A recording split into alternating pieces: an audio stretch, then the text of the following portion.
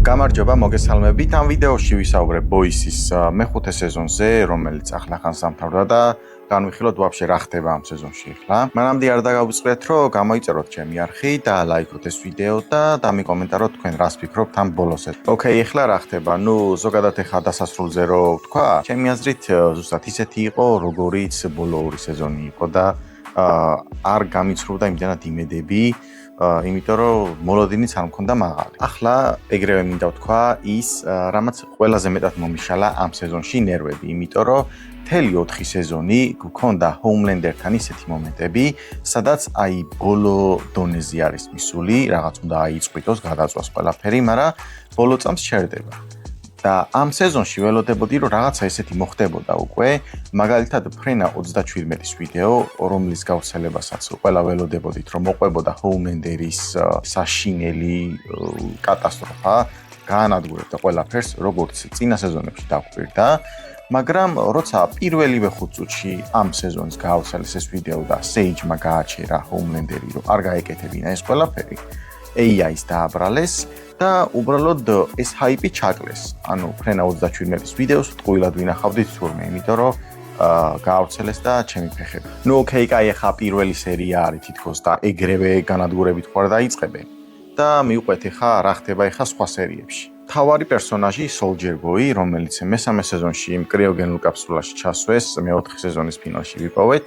ამ სეზონში გამოვიდა ახლა და რას აკეთებს? ჩემი აზრით ერთადერთი გამონათება არის ამ სეზონში ეს პერსონაჟი, იმიტომ რომ ერთადერთი სუპერია, რომელიც აზროვნებს, რომელიც აჩმორებს Homelander-ს, რომელიც უბედავს ისეთი რაღაცეების თქმას, რასაც სხვა ვერავინ უბედავს, იმიტომ რომ ყველას კლავს ვინც რამე გადაბრუნებულ სიტყვას ეთქვის.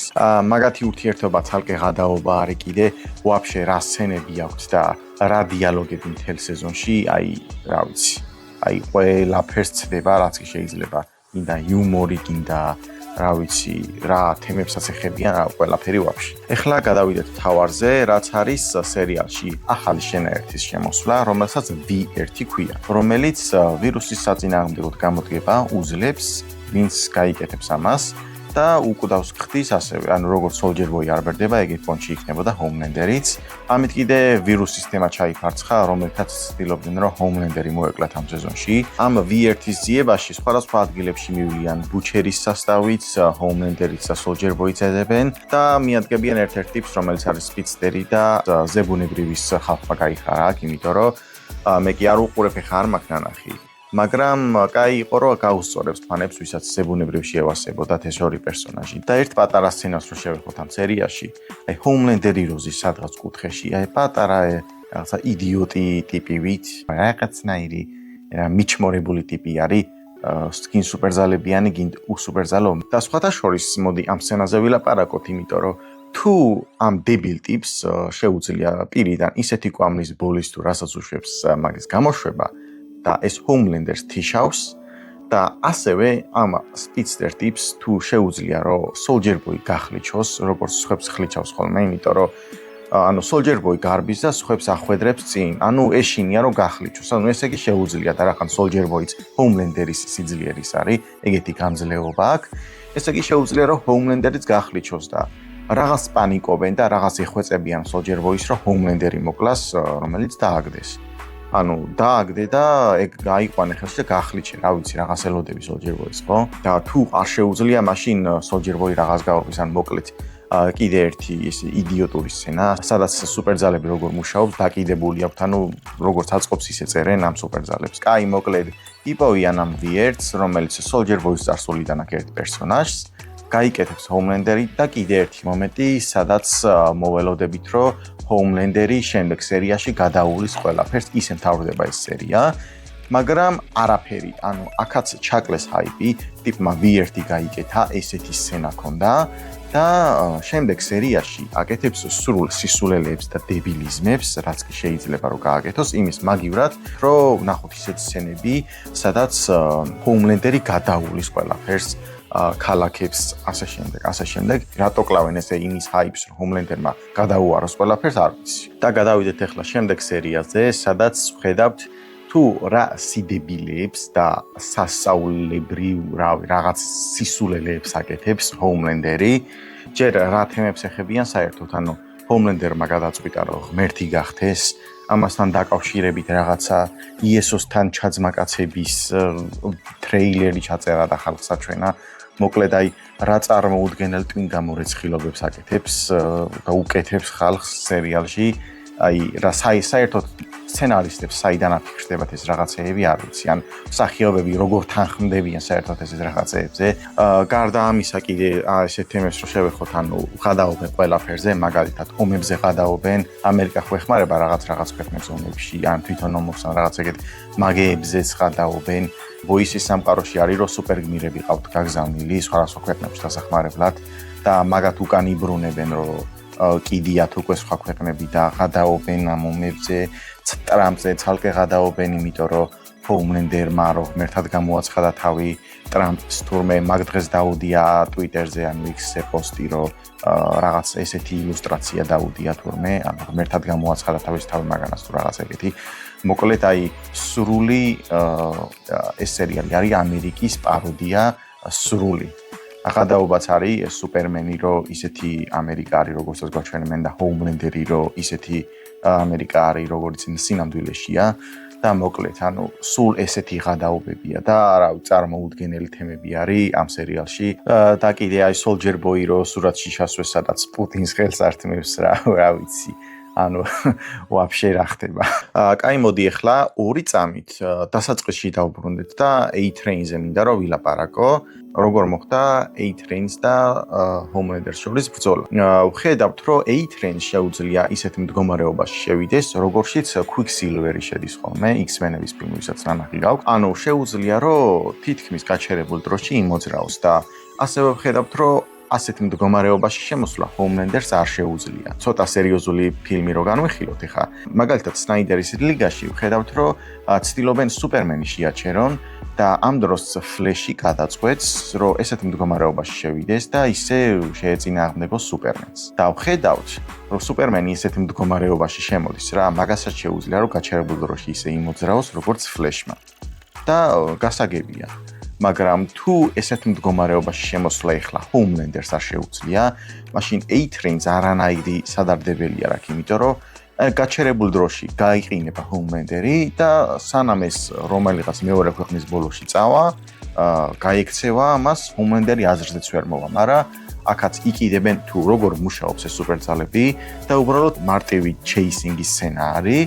და ბოლოსაც მარტივად კლავს. ნუ, ბევრად უკეთესად შეიძლებოდა ამის გაკეთება ჩემი აზრით, მაგრამ ისევ დაიკიდეს როგორც ბევრი რამე ამ ბოლოსებს. კაი, მოდი ახლა დავუბრუნდეთ სადაც ვიყავით იქ და ბუჩერის მხარე განვიხილოთ ახლა. ბუჩერის მხარე რას აკეთებს? ჯერ ვირუსი ცდილობდა Homelander-ის მოკლას, მაგრამ მერე B1 იპოვა Homelander-მა გაიკეთა და ვირუსი ჩაიფარცხა და ახლა კიმიკოს მიადგნენ, რომ ერთ-ერთი დარჩათ კიმიკოს გაძლიერება რომ Homelander-ს რაღაცა გაუკეთოს. რა არ ვიცით ჯერ. თურმე ცდილობენ, რომ Soldier Boy-ის მსგავსად ისეთი ბლასტის ძალა მიცენ, რომელიც შენაერთი რაც უკეთიათ, ანუ ვენაში რაც აქვს შეშვებული, რაც სუპერძალებს აძლევთ, რომ ეგ გაუქროს, ამოუწვას V1 სხეულიდან. მაგრამ ერთი კითხვა მაქვს, ანუ თუ ეს შესაძლებელი იყო ამ ძალის მიცემა კიმიკოსთვის, ამდენი ხანი სად ვართ? ანუ მეოთხე სეზონში რატო არ ვცადეთ ეს? მაინც და მაინც ვირუსს ველოდებოდით თუ ვერ მოვიფიქრეთ თუ რა ვიცი, ანუ თუ ეს შესაძლებელი იყო, მანამდე გააკეთე, ანუ რატო წელავ ამდენი ხანი და ამას კიდე Soldier Boy-ის გამძლეობა რატო მოყვება არ ვიცი, იმიტომ რომ ფინალურ ბრძოლაში Homelander-ის ლაზერი ვერაფერს ვერ ხვდება კიმიკოს, როცა ვხედავთ რომ რამდენიმე სერიით ადრე შუაზე გაჭრა. ანუ ალბათ ისეც გააძლიერეს, ნუ როგორც აწვავთ ამ სცენარისტებს, ისე წერენ სუპერძალებს მოკლედ. და ახლა სანამ გავაგრძელებ, მანამდე რამდენიმე დებილობა ვთქვათ, რაც მოხდა კიდე ამ სეზონში. იმიტომ რომ Gen V მთელი 2 სეზონი იყო სრული სისულელე, არაფერს არ ემსახურებოდა ეს სერიალი და ის რომ ამ გოგოს პერსონაჟი რაღაც Homelander-ის დონის უნდა ყოფილიყო და Homelander-ი დაემარცხებინა, ეგრევე უკან ამ პლანზე გადაწიეს, საერთოდ 3 წამი გამოჩნდა საერთოდ ეს პერსონაჟი ანუ ჯენვი სრულიად გამოუსადეგარიყო არაფრის მომცემი სერიალი მოკლედ. მეორე არის კიდე რომ რაიანის პერსონაჟი დაჰაიპეს ისე რომ რაღაც გავარჯიშებთ, რომ ჰოუმლენდერი შემოკლა, მაგრამ ჩემი ფეხები ესეც დაიკიდეს. მაგად ბრძოლა საერთოდ რო გული დაგეწვება, ანუ რა დებილობა იყო საერთოდ, ვერაფერს ვერ უშვება. და მოდი გადავიდეთ მესამე და ყველაზე დიდ დებილობაზე, რაც ამ სეზონში მომხდარა საერთოდ, ეს არის ფინალური ბრძოლა. იმის მაგივრად, რომ ფრენა 37-ის ვიდეო ამ მერვე სერიაში გავრცელებინა, ან მე-7 სერიის ბოლოს გავრცელდა და ეხლა რა მოხდება და ველოდებით მერვე სერია დაიწყო, ესე რომ გაკეთებულიყო და ამის მერე ჰოუმლენდერს გადაიარა დედამიწისთვის მთლიანად, გაენადგურებინა და ფინალური ბრძოლა რაღაც დიდი მასშტაბის ყოფილიყო. არა. გადაწყვიტეს, რომ ბუჩერი დაადგა ჰოუმლენდერს ოვალურ ოფისში და იქ ეჩხუბება კიმიკოსთან ერთად. აი, რა დონის ბიუჯეტის პრობლემები უნდა გქონდეს, რომ სერიალის ფინალი არ გადაიღო მასშტაბურად.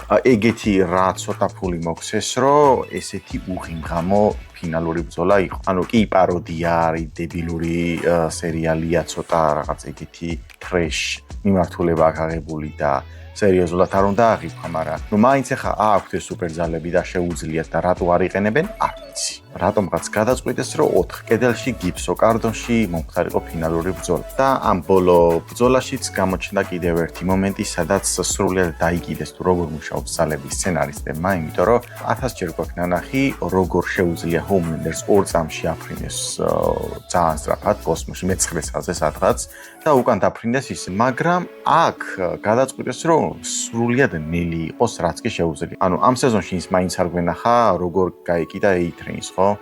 ანუ ძალიან სწრაფია, როგორც ვიცით. 1000 ჯერ გვაქვს ნანახი, მაგრამ აქ გადაწყვიტეს, რომ 2 საათი უნდება ზევით აფრენას, 2 საათი უნდება გვერდზე გამოფრენას და ბუჩერიც ახერხებს, რომ თავისი საცეცებით დაიჭიროს და მიახეთქოს, მოახეთქოს აქ კი სრული სისულელე. და ბოლოს გამოჩნდა, ნუ ფინალში ახლა კაი რაღაცაც რო აღნიშნო, რასაც ყველა ველოდით იყო, თუ როგორი არის ჰოუმლენდერის სინამდვილეში, ანუ ძალების გარეშე. კიმიკო მოახერხებს, რომ ძალები წაართვას ჰოუმლენდერს ამ Soldier Boy-ის ბლასტით და ხედავთ რა ჩმურიც არის სინამდვილეში, რა არის სინამდვილეში, იმიტომ რომ ძალიან ბავშვურდება, ძალიან ისეთი საშინელი ამაზრზენი დიალოგი აქვს, რომ აი რადონის იდიოტი არის ზოგადად, ეგ რო გვაჩვენეს, იმიტომ რომ ჩანდა ხოლმე ეს, აი მაგალითად, როცა Soldier Boy-სთან რაღაც სცენები ქონდა და უკან იხევდა, ანუ თუ რამე ისეთი იყო ცოტა რომ ვიღაცა მაღაზიის ვერ იყო, სულ უკან იხევდა, იმალებოდა რაღაცა, ანუ ჩმორი რო იყო იმენა და დასტურდა ფინალში. და როცა წაართმევენ ამ ძალებს, ძალიან ცოტა ხანი გრძელდება ის მომენტი, როცა არ აქვს ძალები და როგორი არის ამ დროს ძალიან ცოტა ხანი არის ეს, იმიტომ რომ მალევე კლავს ბუჩერი. მე მაგალითად ვისურვებ, რომ ანუ უფრო დიდი ხანი რო გვინახა ესე. ანუ სიტყვაზე აი ხალხში გაითრია ბუჩერს და ინახებინა როგორი იდიოტი ტიპიც არის სინამდვილეში, იმიტომ რომ აი ვინ ურეცხავდა ამ ხალხს ტვინს ამდენი ხანი, ეგრო ენახებინათ ძალიან მაგარი იქნებოდა. ან ციხეში ჩაესვათ ცოტა ხანი და ტაიმლეფსი გვეყურებინა, რამდენიმე წელი რო ციხეშია ვერაფერს აკეთებს და ბოლოს წდება, ან რაღაცა ეგეთი, ანუ უფრო დიდი ხანი მინდოდა ამ ძალგამოცლილი ჰოუმლენდერის საცოდაობა რომ ენახა რატომღაც არ ვიცი, იმიტომ რომ რაც მაგან გააკეთა, მე მგონი უფრო დიდი ხანი იმსახურებდა ესე ტანჯვას. და მოდი ახლა სხვადასხვა პერსონაჟებზე ვთქვათ მოკლედ როგორი დასასრული ჰქონდათ საერთოდ. და ეგრევე დავიწყოთ დიპის პერსონაჟი. ყველამ კარგად ნახეთ, რომ იმდენად შეშინებული ტიპი არის და იმდენად ტვინგამორეცხილი არის, განსაკუთრებით ამ სეზონში, რომ როცა ენი წაათრევს სხვასთან და იქ ეჩხუბება, ანუ უკვე ტიპს იმდენად ჯერა რომ რაღაცას წარმოადგენს, რომ ის პოტენციალი რო გაიჩნდა რომ ჰოუმლენდერი შეიძლება დაიბრიდოს და ამან დააღწიოს თავი ძლივს, რასაც უკეთებს ჰოუმლენდერი, ანუ არ აკეთებს ამას, მაინც უნდა რომ იმ დებილობაში იყოს ჩათრეული, ტვინგამორეცხილი იყოს და ვეღარაფერს ვეღარ ხვდება საერთოდ. კი, მაინტერესებდა ეს განორმალურებული როგორი იქნებოდა, ამ შიშისგან თავისუფალი ტიპი როგორი იქნებოდა, მაგრამ არ გააკეთეს და შესაბამისადაც მოკვდა და კიდე კაი დაისვენა ამ პერსონაჟმა. ამდენი ისისულელი. და სხვათა შორის ისე მარტო მე მეგონა რომ ანუ აკვამენივით სწრაფად ცურვა შეეძლო და მთელი ამბები. თურმე პროსტა ერთი იდიოტი ტიპი ყოფილა, რომელსაც წყალქვეშ სუნთქვა შეუძლია და მეტი არაფერი. და თევზებს ელაპარაკება კიდე. ანუ არ მოველოდი რომ ცურვა არ შეეძლო. და მოდი ფრენჩის სიკვდილზე გადავიდეთ. ნუ ზოგადად კი ბოლოს კიმიკოსთან ძალიან კაი მომენტი ჰქონდა, მაგრამ როგორც მოკვდა იყო ძალიან ცუდად გაკეთებული, იმიტომ რომ არ გვაჩვენეს როგორ მოკვდა. ანუ იმ რადიაციით მოკვდა, ჰოუმლენდერმა მიალაზერა და მოკვდა, თუ როგორ მოკვდა არ ვიცი. ანუ რატო ესე დაგვიმალეს, ან ბუნდოვანი რატო იყო, როგორ მოკვდა რაღაცა. ერთ-ერთი კადრს მიღმა მომენტი გავრცელდა, სადაც ჰოუმლენდერი თითქოს მუცელს თითით გაუჭრის და ამიტომ კვდება, მაგრამ ანუ რა მოსაჭრელი ეს იყო ახლა ეს სამწამიანი სცენა რატო ამოწეს წესივრად მაჩვენე რა იყო სიკვდილის მიზეზი. და გადავიდეთ ახლა მთავარ პერსონაჟზე, Soldier Boy. როგორ გამოიყენეს საერთოდ ამ სეზონში, იმიტომ რომ ერთ-ერთი რასაც აკეთებდა არის ახლა სპინ-ოფ სერიალი რო გამოდის და ეგ არის მთავარ როლში, მაგის თიზერებს აკეთებდა სულ. ვიღაცა ძველი პერსონაჟები მოდიოდნენ, მაგათ შორის დიალოგები და აი Stormfront როგორ იცნობდა მაგის თიზერებს აკეთებდა, ანუ მეტი არაფერი. ანუ მხოლოდ ამისთვის იყენებდნენ სცენარისტები და როცა აღარ დაჭირდათ, იმ კრიოგენულ კაფსულაში შეაგდეს ისევ. და სხვათა შორის ახლა ფინალის მერეც ცოცხალი არის და ვაფშე რა უყვეს მაგას კაცს შვილმა არ იცის. მოდი ახლა ენიზე და ჰიუიზე გადავიდეთ. როგორი დასასრული აქვს? მაგათ მე მგონი ერთ-ერთი ბედნიერი დასასრული აქვს და კაია, მეც არავის არ აქვს მე მგონი. და როგორც ჩანს ენი ოსულად არის და ჰიუის რამ დაარქმევინა თავისი გარდაცვლილი შეყვარებული სახელი ამ ბავშვისთვის არ ვიცი. რა ხდება ვაფშე. და ბოლოს ბუჩერი. გადაწყვეტილი ქონა რომ Watt Tower-ში გაეშვა ეს ვირუსი და ყველა სუპერი მოეკლა, ვინც კი მივიდოდა სიგნალიზაციაზე მე მგონი რაღაცა ეგეთი. და ამ დროს ჰიუი მიადგება და მოკლავს, რომ ეს არ გააკეთოს, იმიტომ რომ ენიც მოკვდება და საერთოდ მთლიანად გავრცელდება ეს ვირუსი მერე. ჩემი აზრით კარგი იყო რომ მოკვდა, თან თვითონ სხვებსაც უკვე ყელში ჰქონდათ ამოსული ეს პერსონაჟი. და როცა იმ სასაფლაოსთან არიან მისულები, მაგას ამბობს ყველა რომ კაია რომ მოკვდაო. ვერ წარმომიდგენია რომ ეგ პერსონაჟი ჩვეულებრივად სადღაცას მიდის, მუშაობს და მოდის სახლში და ამ რაღაცა დიდ საქმეში არ არის ჩარეული. ჰოუმლენდერი და ბუჩერი ერთად იქნებიან ჯოჯოხეთში და იაპონურ ჯოკერს ითამაშებენ ალბათ. კაი, მოდი შევაჯამოთ ახლა ძირითადად რაღაც უარყოფითებზე და პრობლემებზე ვისაუბრე. მაგრამ წინა სეზონების შემხედვარად როგორც დასაწყისში ვთქვი, ზუსტად ისეთი იყო, როგორიც უნდა ყოფილიყო. პრობლემებმა კი გააუარესა კიდე, მაგრამ რა ვიცი, ანუ ერთხელ უნდა ნახო და დაიგიდო მერე. სადღაც რა, ანუ მესამე სეზონი კარგი იყო, მეოთხე, მეხუთე არაფერი ისეთი, პროსტა რომ ნახო როგორ მთავრდება, მაგიტომ უნდა ნახო, მეტი არა.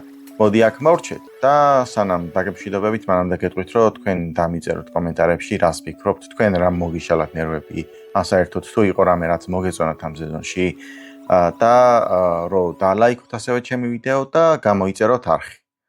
ნახვამდის.